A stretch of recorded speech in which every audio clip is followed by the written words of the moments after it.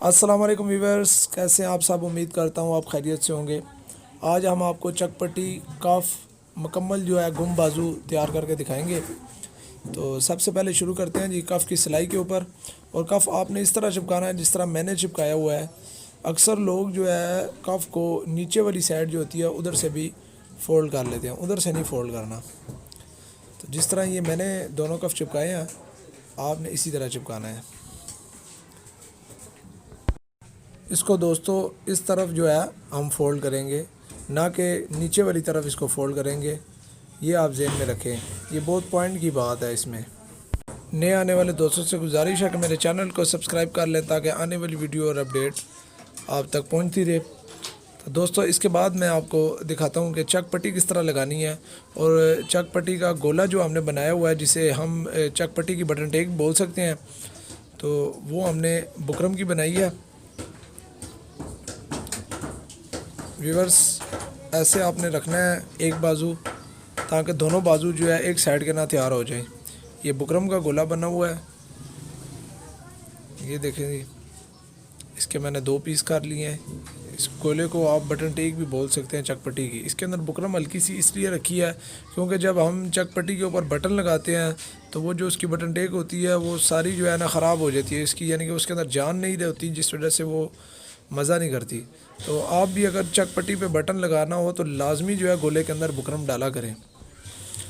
इस तरह हम दूसरा बाजू रखेंगे आगे, ताकि अगर एक बाजू पीछे से हमने शुरू किया तो दूसरा बाजू हम आगे से शुरू करेंगे, ताकि दोनों बाजू जो है एक जैसे ना तैयार हो जाएं। इससे मुराद ये है कि दोनों सीधी साइड के ना तैयार हो जाएं या दोनों उल्टी साइड के। एक सीधा बाजू होता है और एक उल्टा बाजू होता है, ये इसलिए मैं आपको वाज़ेह बता रहा हूँ। तो अब मैं आपको जो है चकपट्टी बताता हूँ। तो चकपट्टी दोस्तों, चकपट्टी में बहुत अहम बात यह है कि अक्सर दोस्त मैंने देखा है कि चकपट्टी जो है वो सीधी बना देते हैं। और जहन में रखिएगा कि चकपट्टी जो है नोक वाली बनाए इस तरह, ये खूबसूरत होती है, ये अच्छी भी लगती है। सीधी चकपट्टी का कोई मेरे ख़्याल में मकसद नहीं बनता। तो ज़्यादातर तो मैं देखता हूँ कि सीधी चकपट्टी जो होती है वो रेडीमेड में यूज़ हो रही है। तो सिवर काम वाले ज़्यादातर जो है मेन जो अच्छे मास्टर हैं वो नोक वाली यूज़ करते हैं। तो मैं भी आपको यही मशवरा दूंगा कि आप एक अच्छा काम करने वाले हैं तो आप नोक वाली। तो अच्छा, ये बाजू को आपने फेरना नहीं है, बिल्कुल आपने ढीला छोड़ दिया। तो ये देखें दबाव ज़रा सा लेके फ्रंट से आधी इंच का दबाव लिया मैंने, तो ख़ुद ब खुद चकपट्टी अपनी जगह पे बैठ गई है। ये आप सेन में रखें, चकपट्टी खुद ब खुद बैठ जाती है। दोस्तों नोक से हम जो है ना इसे बिल्कुल आराम से मशीन चलाएंगे और नोक से स्पीड नहीं लगाएंगे, आराम से निकालेंगे इधर से। आप चाहे तो अगर पहले नोक वाली चकपट्टी आपने नहीं बनाई तो आप मशीन नहीं चलाएं, हाथ से ही जो है ना इसे निकाल लें। जो नए शागिर्द होते हैं मैं उनको यही बताता हूँ कि यार इधर से आराम से मशीन निकालें। जो कि है वो पैडल ज़्यादा दबा देते हैं तो आगे ही निकल जाती है उनसे। अच्छा, इधर से फिर ला कर आपने इधर पक्का नहीं करना, इसको ऐसे जो है ना मोड़ लेना है चकपट्टी को, और फिर जो है हमने इधर से सीधा ले जाना है। बहुत ही प्यारी चकपट्टी हमने लगाई है। ये आप जहन में रखें कि जब भी आपकी चकपट्टी काज वाली हो, यानी कि आपने बटन लगाना हो, तो नीचे गोले के अंदर बुकरम लाजमी डालें। अब हम आपको बाजू घूम का तरीका बताते हैं। बाजू घूम इस तरह करना है कि जो है ना हमने अपना सीधी साइड जो है ना बाजू की पहले उधर सिलाई लगानी है। हम तकरीबन जो है सीधी साइड से आधे एक पैर का दबाव लेंगे। तो पैर का भी ले सकते हैं, लेकिन पैर का ज़्यादा हो जाता है। आधे एक पैर का दबाव लेंगे, अगर पैर का ले लेंगे तो फिर जो है बाजू तंग भी हो सकता है, क्योंकि फिर हमने पलटा के फिर सिलाई लगानी है। ये मैं आपको सिलाई लगा के मुकम्मल दिखाता हूँ कि हमने सिलाई लगाने के बाद कितना दबाव इसका लिया है। तो ये आसान सा तरीक़ाकार है। ये मैंने सीधी साइड पे, ये देखें इतना सा दबाव लिया, थोड़ा सा सीधी साइड पे मैंने इसको सिलाई लगाई है। अब मैं बाजू को पलटा लूँगा, ये इस तरह पलटा लेंगे हम, और उसके बाद जो है जी हम दोबारा इसको सिलाई लगाएंगे। इससे ये होगा कि ये जब ये चीज़ आपको पता है कि ओवरलॉक में नहीं आती, जिस वजह से यहाँ से धागे बहुत निकलते हैं। तो ये जो है अच्छा काम करने वाले जो लोग हैं वो ये चीज़ लाजमी करते हैं, बाजू शुरू से लाजमी घूम रखते हैं। ये अच्छे काम की निशानी है जी। अगर आपने पहले कभी इधर से बाजू घूम नहीं किया तो आज से ही घूम करना शुरू कर दें, ताकि आपका काम अच्छा जाए। लोगों के पास बांध कर किसी और दर्जी के पास जाए तो वो तारीफ़ करे। तो अच्छा जो है ना, अब हम कफ़ के ऊपर इस्त्री लगाते हैं। तो आप देखें कफ़ के ऊपर हमने इस्त्री किस तरह लगानी है।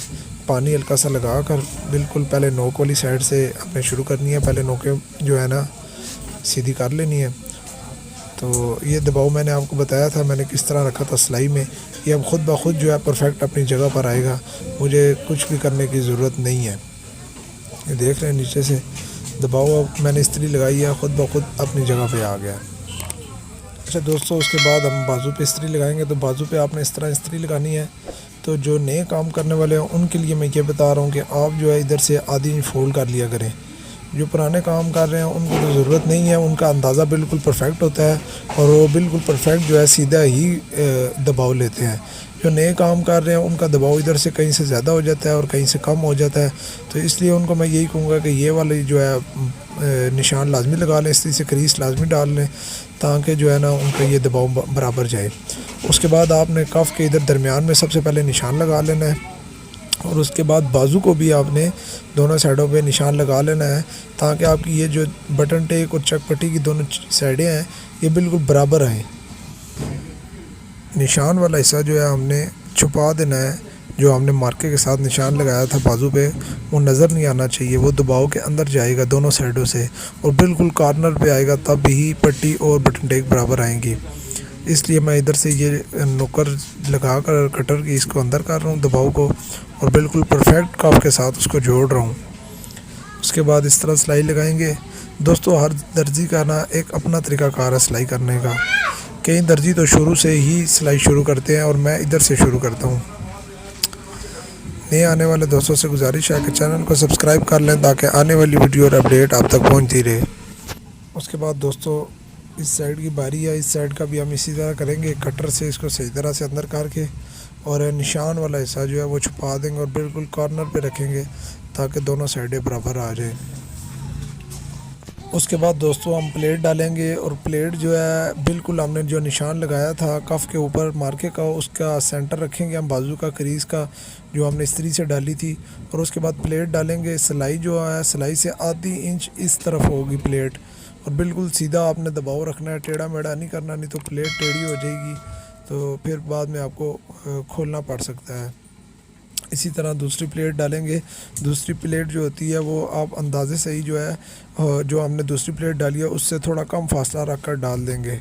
तकरीबन ये दरमियान वाले निशान से 1.5-2 इंच इधर होती है और इस तरह हम इसको पक्का कर कर कफ तैयार कर लेंगे। वीडियो कैसी लगी तमाम दोस्तों से गुजारिश है कि कमेंट बॉक्स में हमें ज़रूर आगाह करें। और ये देखें, ये बाजू को मैं कोई धागे नहीं इधर से निकल रहे और मैं आपको सीधा करके भी दिखा रहा हूँ कि इसकी प्लेटें किस तरह बैठी हैं। ये देखें जी, बिल्कुल सीधी प्लेटें अपनी जगह पर आएंगी, कोई प्लेट आगे पीछे नहीं होगी। ये चीज़ ओके, मिलते हैं दोस्तों अगली वीडियो में।